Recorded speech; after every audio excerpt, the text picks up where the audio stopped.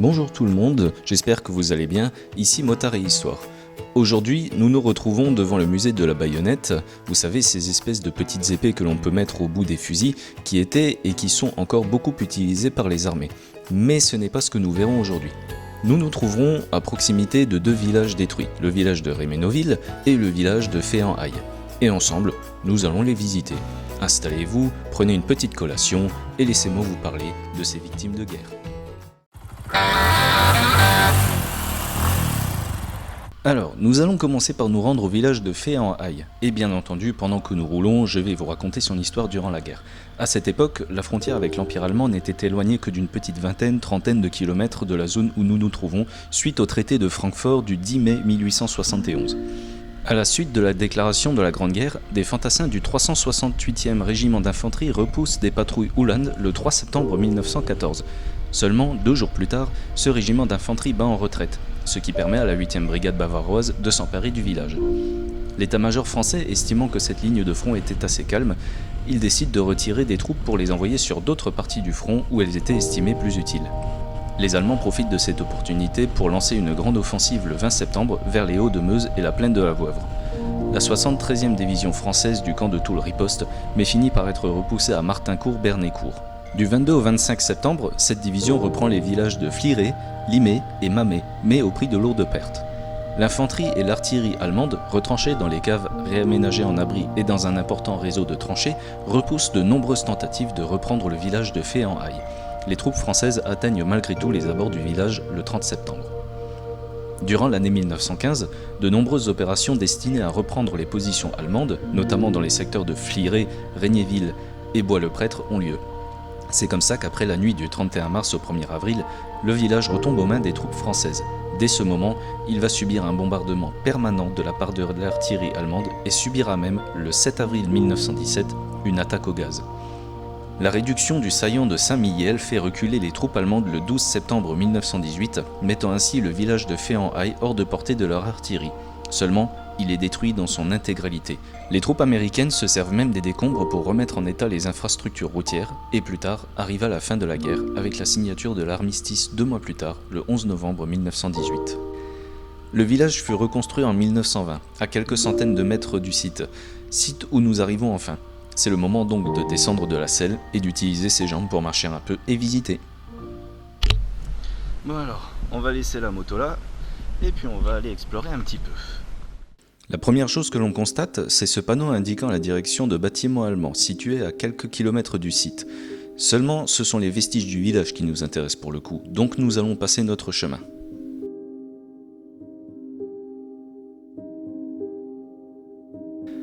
Ce monument que nous pouvons voir juste ici a été érigé en la mémoire des ancêtres du village, dont les tombes furent bouleversées pendant les affrontements.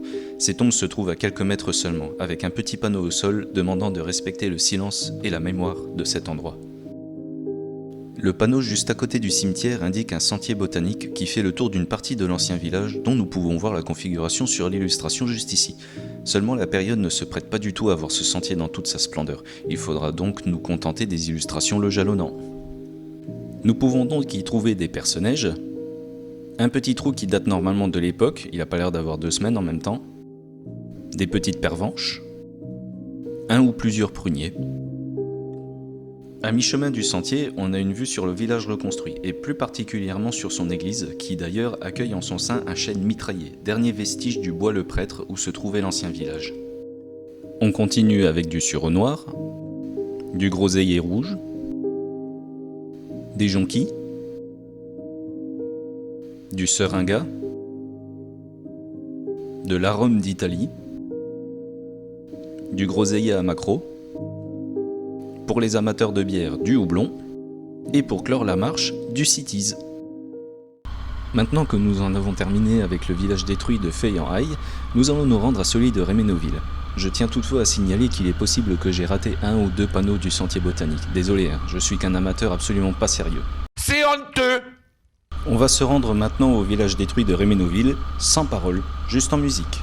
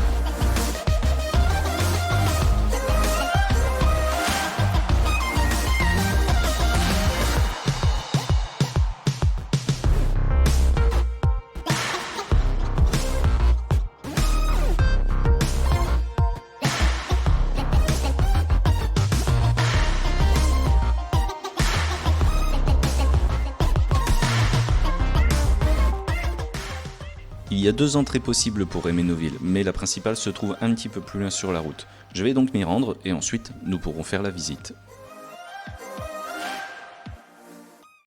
Dès l'entrée, nous avons un plan du village en 1914, juste avant le début de la guerre. C'était un village rural typique, constitué de 2 rues principales avec des habitations, une église, une mairie, une auberge et diverses activités, principalement agricoles et forestières. Nous allons explorer un peu tout cela et je vais vous raconter ce qui est arrivé à ce village durant la guerre.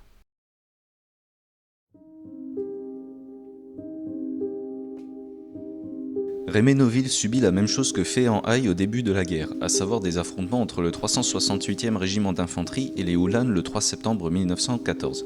Le village est ensuite pris par les troupes allemandes le 5 septembre, après l'évacuation des civils par les troupes françaises. Étant tenus en échec sur la Marne et au Grand Couronné, les Allemands se replient dans la plaine de la Wavre et abandonnent le village le 15 septembre. Seulement, l'armée française reçoit l'ordre d'être délocalisée comme pour Fay-en-Haye et ne peut donc tirer parti de la situation.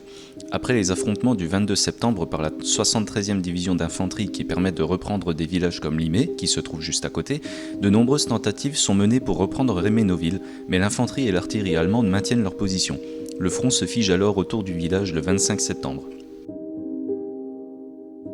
Les troupes allemandes vont constituer une ligne de défense baptisée secteur A3, comprenant le village de Réménoville et une partie des tranchées qui remontent vers Regnéville. Début 1915, ce secteur est tenu par un bataillon entier, environ 1000 soldats, qui reste une dizaine de jours avant d'être relevé par un autre. Le 26 septembre 1915, une trentaine d'obus français pilonnent l'église et la réduisent en miettes. Le 29 septembre, d'autres obus tombent sur les caves des maisons qui ne sont pas conçues pour résister à des tirs d'artillerie et font 28 morts et 15 blessés parmi la 4e compagnie du 55e brigade Ersatz bataillon, le terme Ersatz indiquant qu'il s'agissait d'une troupe de réserve militaire.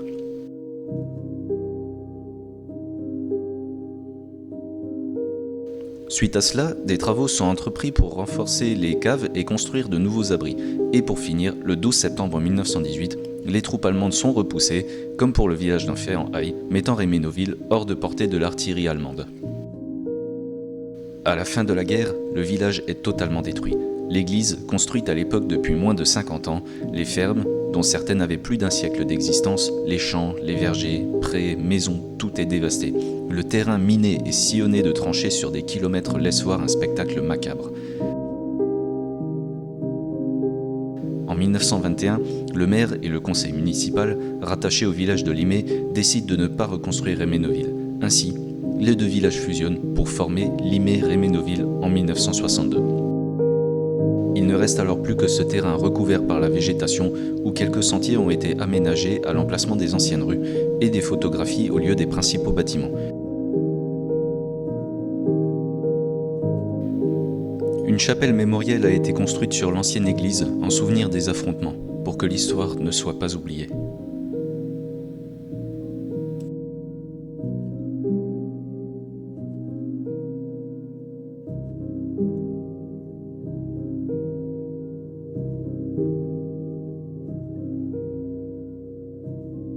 C'est ainsi que se conclut l'histoire des villages détruits de Fay-en-Haye et Réménoville.